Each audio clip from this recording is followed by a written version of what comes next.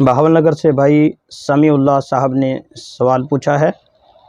کہ ہمارے علاقے میں بارشیں خوب ہوئی ہیں جس کی وجہ سے بعض قبریں بیٹھ گئی ہیں اور وہ بعض قبروں کے اندر جو ہے وہ سلیب جو گر گئے ہیں، تو کیا ان کو درست کر دیا جائے، وہ سلیب نکال کر قبر کی چھت اتار کر اسے از سر نو بنا دیا جائے یا کوئی اور طریقہ اختیار کیا جائے؟ سمیع اللہ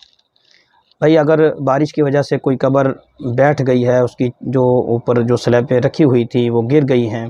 تو شرعاً اس کو نکالنے کی اجازت نہیں کہ میت کو آپ دیکھیں کہ اس کو نکال کر میت واضح ہو جائے اور پھر آپ دوبارہ اوپر نئی اس کی سلیبیں رکھ کر نئی چھت ڈال کر دوبارہ از سر نو قبر بنا دیں، تو شرعاً اس کی اجازت نہیں ہے۔